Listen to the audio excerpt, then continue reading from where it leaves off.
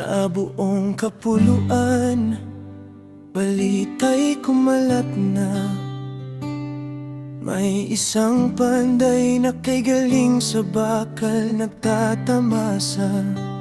Mula sa puso ng bulalakaw, bakal ay nakuha. Sa init ng pugon doon hinulma. Ang espada ni Panday sandata ng katotohanan.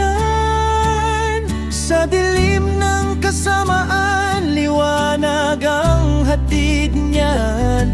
Bawat tagak at hampas, lakas ay walang kapantay. Para sa bayan, handang lumaban ang espada ni Panday.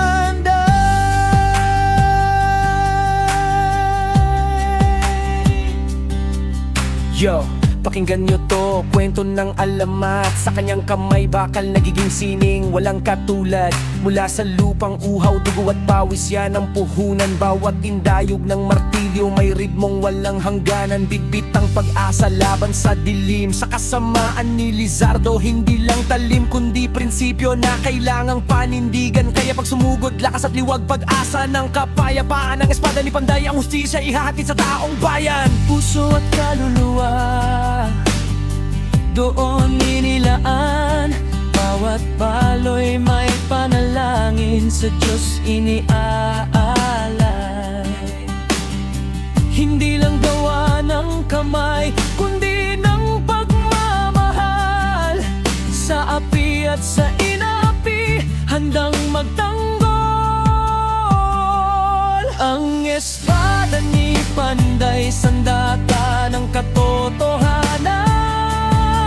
Sa dilim ng kasamaan, liwanag ang hatid niyan.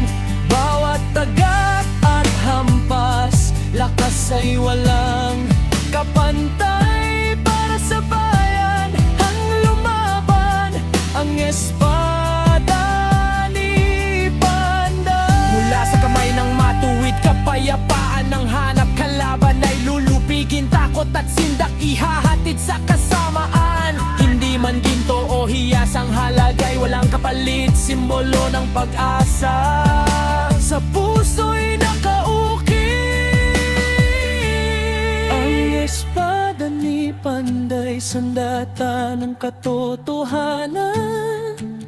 Sa dilim ng kasamaan, liwanag ang hatid niyan. Bawat tagak at hampas, lakas ay walang kapantay. Para sa bayan, ang lumaban ang espada ni Panday.